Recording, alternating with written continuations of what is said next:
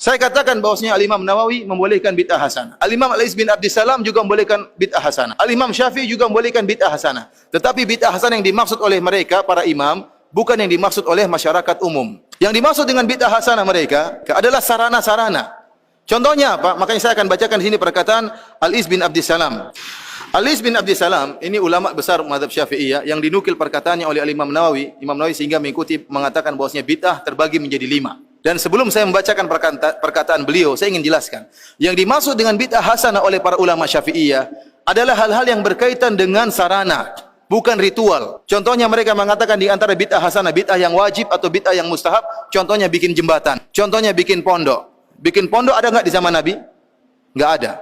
Tetapi di zaman sekarang dibuat pondok. Pondok itu bukan ritual ibadah, tapi pondok itu sarana untuk bisa belajar agama. Kemudian contohnya mereka mengatakan ilmu nahwu dan sorof, ilmu bahasa Arab. Di zaman Nabi tidak ada namanya ilmu nahwu dan sorof. Contohnya lagi ilmu jarah wa ta'dil. Assalamualaikum warahmatullahi wabarakatuh. Baik teman-teman, langsung kita datangkan karya Syekh Izzuddin bin Abdissalam, yaitu Kitab Qawaidil Ahkam fi Masalihil Anam, Juz 2 Sohifah 133.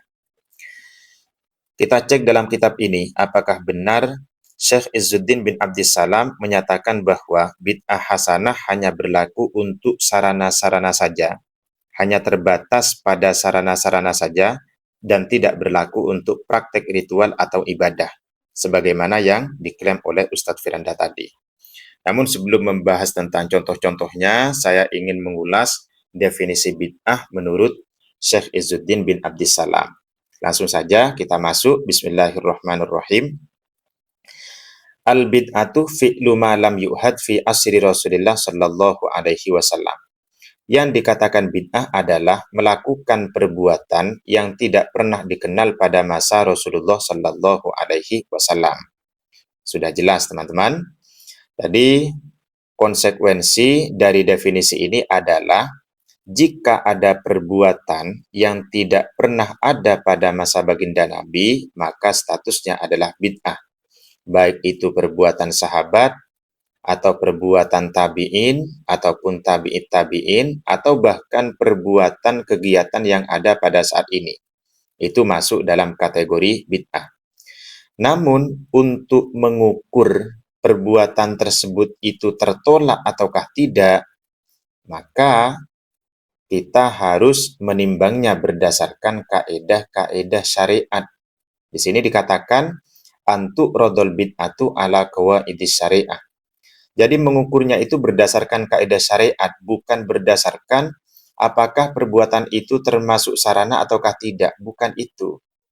Jadi kalau ada kelompok yang menyatakan bahwa untuk mengukur bid'ah hasanah itu dilihat dari sarana ataukah bukan, maka itu adalah cara yang salah, teman-teman.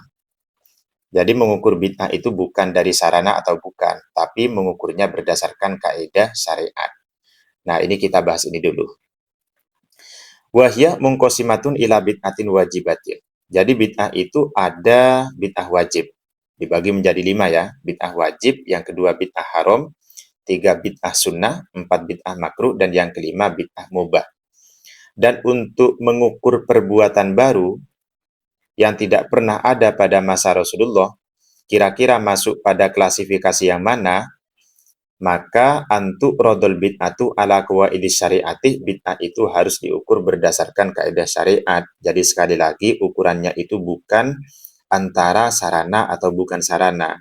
Jadi kalau ada yang mengukur, oh itu sarana, oh itu bukan sarana, oh kalau sarana itu hasanah, kalau bukan sarana maka dolalah. Itu adalah ukuran yang tidak ada dalam agama dan itu ukuran bid'ah itu. Diingat-ingat.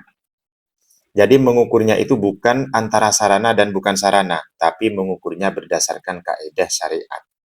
Jika perbuatan bid'ah masuk pada kaidah wajib maka menjadi wajib, jika masuk pada kaidah haram menjadi haram, jika perbuatan bid'ah masuk pada kaidah sunnah maka menjadi sunnah, jika perbuatan bid'ah masuk pada kaidah mubah maka menjadi mubah. Jadi semua itu harus diukur berdasarkan qawaidis syariah, bukan berdasarkan itu sarana, itu bukan sarana. Itu lucu kalau begitu, ya. Oke, sekarang baru kita masuk contoh.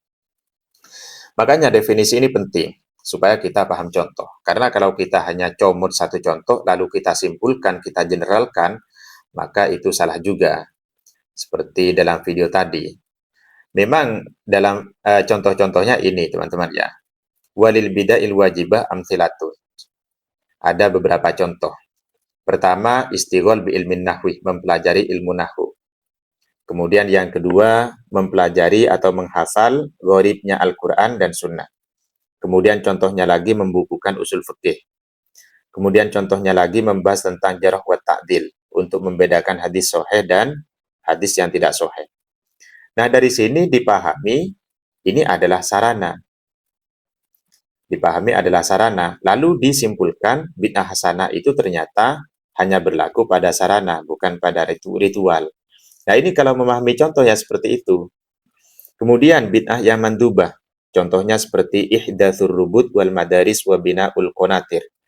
Membangun pondok pesantren atau madrasah atau membangun jembatan. Nah, ini dipahami, oh sarana. Lalu disimpulkan ternyata bid'ah wajib dan bid'ah yang sunnah artinya bid'ah hasanah itu adalah sarana.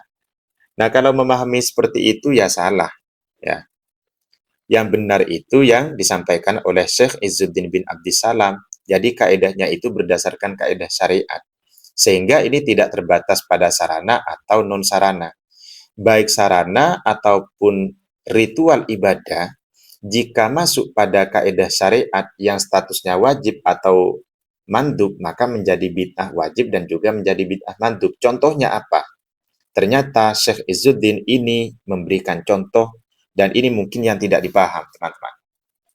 Nih, contohnya ini ya.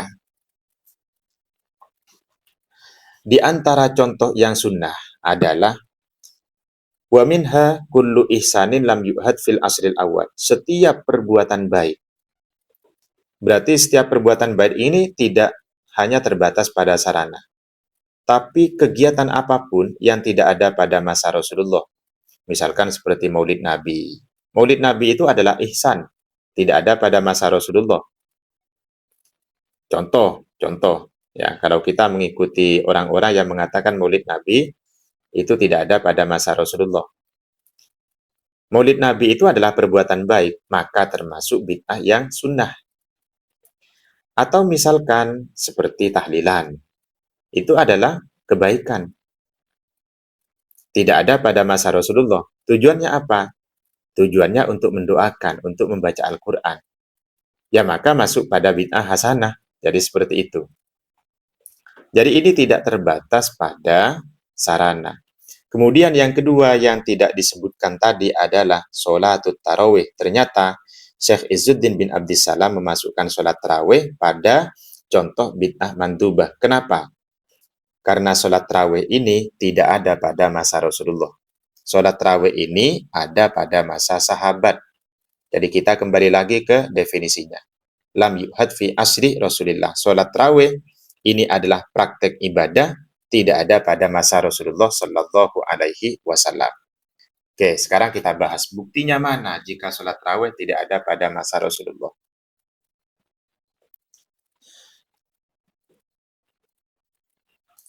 Di dalam kitab Hasyiatul Baijuri pada jilid 1 Shahifah 135 dikatakan sholat tarawih itu 20 rakaat bagi selain penduduk kota Madinah. Dan bagi penduduk Madinah, salat tarawih dilakukan sebanyak 36 rakaat. Kenapa demikian? Anna sahabata fi Makkah. Jadi para sahabat yang ada di kota Mekah. Mereka itu memisah di antara dua tarwihah dengan tawaf. Jadi salat tarawih itu 20 rakaat dilakukan 2 kali salam. Ataupun dilakukan 2 rakaat salam, 2 rakaat salam.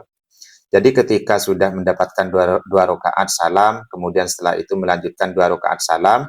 Nah, setelah mendapatkan 2 tarwihah ini ataupun mendapatkan 4 rakaat, sebelum melanjutkan ke rakaat berikutnya, sahabat itu melakukan tawaf terlebih dahulu.